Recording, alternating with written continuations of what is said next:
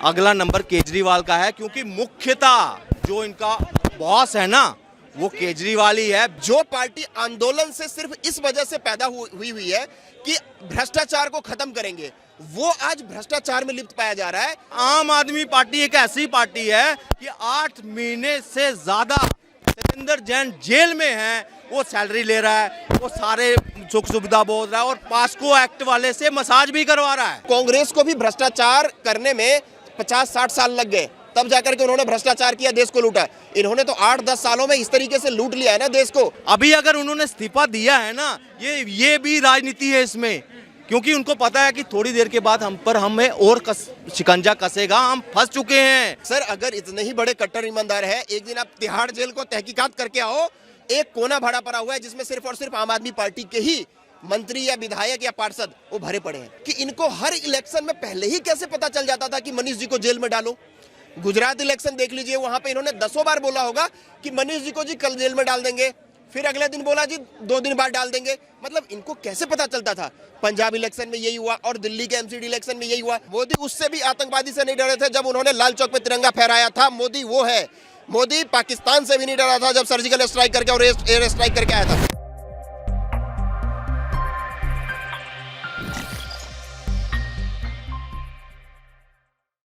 मैं कांग्रेस पार्टी की बात करूंगा, महाभ्रष्ट पार्टी रही, मगर उनमें नैतिकता ये थी कि कभी भी अगर उनके ऊपर एलिगेशन लगा हुआ तो पार्टी ने उनसे इस्तीफा ले लिया होगा।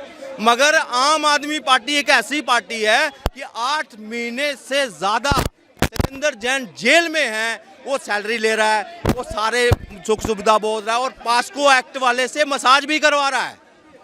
ये कहीं ना कहीं दर्शाता है कि उनकी नैतिकता तो नाम से उनका कोई लेना देना नहीं। अभी अगर उन्होंने इस्तीफा दिया है ना, ये भी राजनीति है इसमें, क्योंकि उनको पता है कि थोड़ी देर के बाद हमें और शिकंजा कसेगा, हम फंस चुके हैं। इस्तीफा देने की क्या वजह क्या रही होगी इस्तीफा देने की, वो जानना चाहिए। देखिए वजह क्या है, उनको अपना जो घोटाला है वो पता लग गया है कि सीबीआई ने हमने जकड़ लिया है, उनके पास एविडेंस आ गए हैं, सब कुछ है उनके पास। आज नहीं तो कल जो है हमें सलाखों के पीछे जो है परमानेंटली रहना पड़ेगा। और ये जो केजरीवाल है ये भी अपना नंबर लगा ले यहाँ पे, क्योंकि अगला नंबर केजरीवाल का है, क्योंकि मुख्यतः जो इनका बॉस है ना वो केजरीवाल ही है। बेशक उसने डिपार्टमेंट नहीं लिया है, मगर उनका पीए जो है ना वो शिकंजे में आ गया है सीबीआई के। आज नहीं तो कल जो है गिरफ्तारी थोड़ी देर के बाद देखिए केजरीवाल खुद ही भविष्यवाणी कर देगा कि मोदी जी की सीबीआई ईडी जो है वो मुझे गिरफ्तार करने वाली है, मुझे इस इलाकों के मेरे से डर गई है। इमोशनल कार्ड दिल्ली की जनता को बरगलाने का। कभी गांधी जी के, मैं पूछता हूँ, अपने ऑफिस में गांधी जी की फोटो उतार दी इन्होंने, मगर राजघाट में जाकर वहाँ लौटते हैं, वहाँ वो करते हैं, क्या कहते हैं, ड्रामा करते हैं। 2 बारी दिल्ली की जनता को ठगने के बाद भी तीसरी बारी लगे हुए हैं कि किसी तरीके से हमारी छवि खराब ना हो। और दिल्ली की जनता पता क्या, हाय केजरीवाल तो बड़ा अच्छा है, हाय। अरे घोटाले में और क्या लेना आपने। सीबीआई ने जांच कर ली एविडेंस से, आज उनके पास बेल लेने के लिए कोई एविडेंस नहीं है अपने अगेंस्ट कि वो एविडेंस दें वहाँ पे कोर्ट में कि नहीं मैं बेकसूर हूँ। मैं चैलेंज करता हूँ मनीष सिसोदिया और पूरी आम पार्टी को कि मुझे आप क्या करो, ये ड्रामा मत रचो। आप सीधे एविडेंस, मीडिया में बैठे रहते हैं ना, बताओ कि ये एविडेंस है मेरे पास, सीबीआई ये मेरे पास ये आरोप लगा रही है और इसका एविडेंस मेरे पास ये है, और कोर्ट में पेश करें और जमानत ले लें। चैलेंज करता हूँ है अगर साहब। क्या कहेंगे इस इस्तीफे को लेकर, क्या मैं 1-2 चीज बोलना चाहता हूँ। अब इसका रिजल्ट क्या होगा, आउटकम्स क्या आएगा। सबसे पहला आउटकम्स ये आएगा कि आने वाले टाइम में लोग आंदोलन पे विश्वास करना छोड़ देंगे, क्योंकि जो पार्टी आंदोलन से सिर्फ इस वजह से पैदा हुई है कि भ्रष्टाचार को खत्म करेंगे, वो आज भ्रष्टाचार में लिप्त पाया जा रहा है। मतलब कल को अगर कोई बंदा किसी एक मुद्दे पे देश के लिए आंदोलन करने जाएगा तो लोग उस पर यकीन करके आंदोलन में नहीं जाएगा। एक चीज ये भविष्य में हो सकता है। दूसरी बात मैं ये पूछना चाहता हूं कि इनको हर इलेक्शन में पहले ही कैसे पता चल जाता था कि मनीष जी को जेल में डालो। गुजरात इलेक्शन देख लीजिए, वहां पे इन्होंने 10 बार बोला होगा कि मनीष जी को जी कल जेल में डाल देंगे, फिर अगले दिन बोला जी 2 दिन बाद डाल देंगे। मतलब इनको कैसे पता चलता था। पंजाब इलेक्शन में यही हुआ और दिल्ली के एमसीडी इलेक्शन में यही हुआ। जब उनको जेल में डाल दिया है तब आप ये गाने बजाने करते हुए, अरे अगर सीबीआई ने उनको रिमांड पे लिया है, अगर वो भ्रष्टाचारी नहीं है तो दूध का दूध और पानी का पानी हो जाएगा, डरने वाली क्या बात है इसमें। लेकिन नहीं, अपने आप को ये प्रूव करना है ना। महात्मा गांधी जी के उस पे जाकर के, समाधि पे जाकर के ये अनशन करते हैं, देश में जाकर के दिल्ली में हर कोने में देखो ड्रामा करते हैं। ये सब करने की क्या जरूरत है? कोर्ट पे विश्वास है ना आपको, कोर्ट पे विश्वास करो ना। आज आपने इस्तीफा क्यों दिलवा दिया? अगर वो गलत नहीं थे, आप ये देखो 1 साल से इनके मंत्री जेल में बंद है, लेकिन उसके बावजूद इस्तीफा नहीं दिलवाया। क्यों नहीं दिलवाया? आपने क्वेश्चन किया। लेकिन आज वो इस्तीफा दिलवा रहे हैं जब इनको पता चल गया है कि अब बचने का कोई सूत्र नहीं बचा है। सीबीआई के पास ऐसे ऐसे प्रूफ आ चुके हैं ना, अब ये बच नहीं सकते ना। लेकिन लोगों के आंख में जो इन्होंने धूल झोंका है ना पिछले 8-10 वर्षों में, वो दिल्ली के जनता के लिए हित में नहीं है। स्कूल और ठेका दोनों एक साथ कहीं विश्व में चलते हुए आपने देखा है कि एक स्कूल है और बगल में ठेका हो? बच्चे पॉलिटिक्स करते हुए कहीं देखा है कि बच्चे धरना प्रदर्शन पे बैठता हो? ये सारी चीजें दिल्ली में हुआ है। तो दिल्ली में जो ड्रामा इन्होंने पिछले 8-10 वर्षों में किया वो दिल्ली के बच्चों के, जनता के हित में नहीं है।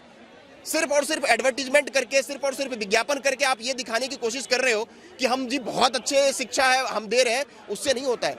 आपके स्कूल में तो प्रिंसिपल नहीं है, स्कूल में टीचर नहीं है, स्कूल की व्यवस्था अच्छी नहीं है, वो बनाओ ना। नए स्कूल्स नहीं बने। लगातार आम आदमी पार्टी कर रही है, तानाशाही है, इमरजेंसी है, दिल्ली में एक तरह की इमरजेंसी लगा दी गई है, झूठे आरोपों में फंसाया गया है। दिल्ली की जनता हमारे साथ है, सब देख रही है, सब जानती है। सर दोनों चीज का मैं जवाब दे रहा हूं। अगर तानाशाही है, अगर तानाशाही ही है, तब तो इनको जबरन ना घर से पकड़ के सीधा जेल में डाल देते। अगर उनको जरा भी इमरजेंसी के केस याद हो 1984 वाला अगर पता होगा तो उसमें क्या होता था, आप आंदोलन नहीं कर सकते थे, आपको तुरंत पकड़ के जेल में डाल देता। लेकिन आज तो ये क्या कर रहे हैं, गाना बजाना, भाई साहब सारे के सारे बिल्कुल ऐसे उसमें जा रहे हैं कि पता नहीं किसी शादी विवाह में जैसे नहीं जाते ढोल नगारे लेकर के, वैसे जा रहे हैं। ये तानाशाही कौन कर रहा है सबको पता है यार। दिल्ली के जनता को आपने बेवकूफ बनाया, लेकिन अब हम लोग बेवकूफ बनने वाले नहीं है। अब लोग आपको वोट देने वाला नहीं है। जो पार्टी भ्रष्टाचार मुक्त देश का नारा देकर के पैदा हुआ, वो सबसे बड़ा भ्रष्टाचारी इतना जल्दी बन जाए, ये तो रिकॉर्ड आपने कायम किया है ना, ये किसी और पार्टी ने नहीं। कट्टर ईमानदार है कोई, अगर ईमानदार है तो वो आम आदमी पार्टी है, बाकी सारे भ्रष्ट हैं। बीजेपी को 1 नंबर का भ्रष्ट बताते हैं। सर अगर इतने ही बड़े कट्टर ईमानदार है, एक दिन आप तिहाड़ जेल को तहकीकात करके आओ।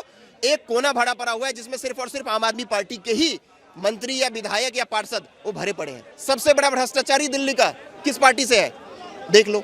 इतना जल्दी साहब, कांग्रेस को भी भ्रष्टाचार करने में 50-60 साल लग गए, तब जाकर के उन्होंने भ्रष्टाचार किया, देश को लूटा। इन्होंने तो 8-10 सालों में इस तरीके से लूट लिया है ना देश को, जो दिल्ली को पुनः उस स्थिति में आने के लिए, उस बजट में आने के लिए दिल्ली को टाइम लगेगा।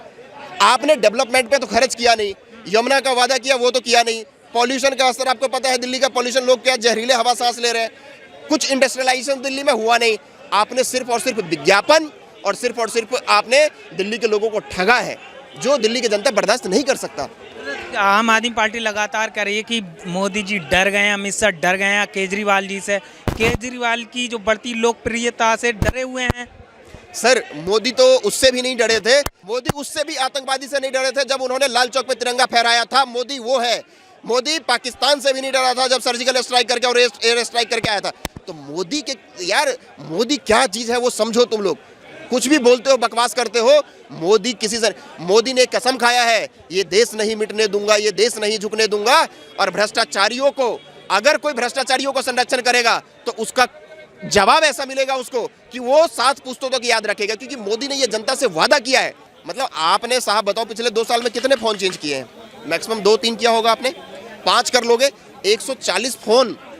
समझ रहे हो ना कैसे मैनिपुलेशन किया गया है, ये सारा रूट कैसे किया गया है इतना जल्दी। एक बात बताओ, कोई पार्टी इतना पैसा पंजाब में कैसे लगा सकता है, गुजरात में कैसे लगा सकता है? तो यहाँ दाल में काला नहीं है, पूरी दाल काली है। नंबर अब केजरीवाल जी का है, वो भी बचने वाले नहीं हैं।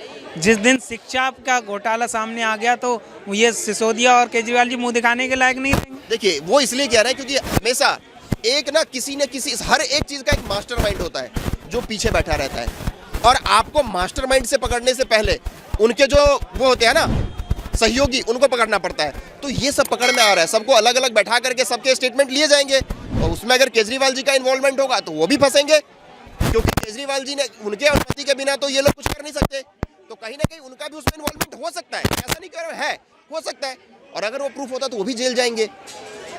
आप जिस चीज से पैदा हुए हो, भ्रष्टाचार मुक्त करने की बात किया था, आज आप सबसे बड़ा भ्रष्टाचारी बन गए हो ना। ये तो हम लोगों के लिए शर्मिंदगी है, देश के लिए शर्मिंदगी है साहब। ये सबसे बड़ी दिक्कत की बात है।